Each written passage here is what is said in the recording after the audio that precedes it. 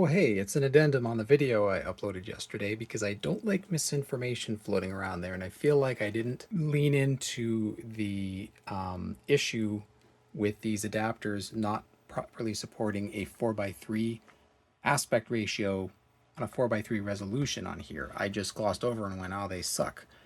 I got some comments on YouTube and otherwise explaining where I screwed up, and I'd like to show that for other people to know who might not know this, who might be an idiot like me. So first off, modern versions of Windows with HDMI, that's when I checked out and I just have 1080p displays on my computer. So I've never really messed with it. And I've never really thought about the idea that you have two different resolutions here. You have your desktop resolution and your active signal resolution, your output. This is what's being output. And it's 1920 by 1080. And I went, oh, okay, well, maybe if I go in here and change it, it's already set to 1024 by 768, and it doesn't do anything. The reason is because it's mirroring what's on here to what's on here. This is an internal LCD panel directly connected to the video adapter, blah, blah, blah. What it's doing is it's upscaling 1024 by 768 into a 1080p resolution to provide this display for best results. Because you don't want to use the crappy little, remember the old laptops that would, like, back in the 90s, and you'd do 640 by 40 and it would scale up and be all blocky. Yeah, this is all done in software. It looks nicer. So what you can do is, let's go back here. Instead of mirroring, you have to extend, which is one of the mistakes I made. There we go. So now I have two different desktops, and you'll see this one's very small. So now I have a 1080p widescreen one here and a 1024 by 768 one here. But you'll notice this is filling the screen despite not being zoomed in all the way on the horizontal. And that's because once I did that, I was able to go into these advanced display settings, and they actually worked. Display adapter settings, and then you go list all modes, which has been the same in Windows since ever.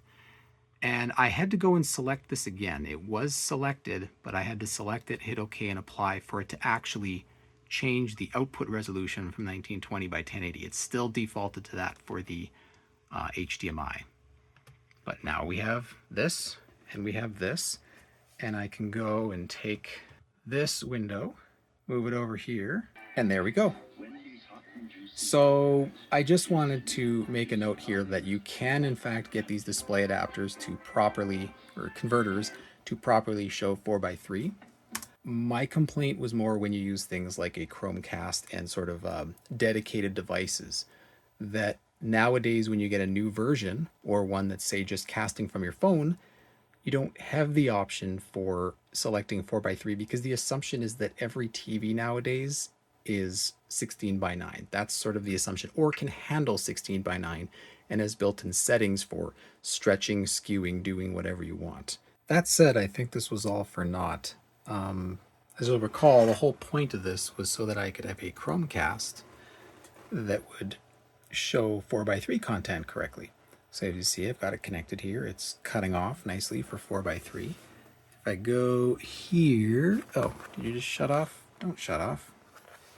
And I go to that. The handshake doesn't work. So now it's playing. It's loading, it's gonna play, but this is not working. This static is actually on the AV input. If I go to RF, it's there as well. And although it looks like analog static, it's digital noise because these two devices have not negotiated correctly. Now if I unplug it, whoop, then plug it back in, we get video.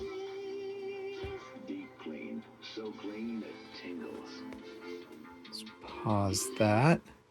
So yeah, there's something wrong with the chip in here talking to the Chromecast. Maybe it's an HDCP issue. It's weird that unplugging it and plugging it in makes it work, or there's something that the Chromecast says or does I don't know. Someone who knows more about HDMI, but this being an addendum to the last video, there's now two things. First off, yes, you can output 4x3 from a computer. It's just kind of tedious in Windows. And number two, this was not the fix that I hoped it would be for getting a 4x3 video to play properly on a Chromecast. Freaking Chromecast. Or this. I don't know. One of these is annoying me right now. Anyway, bye.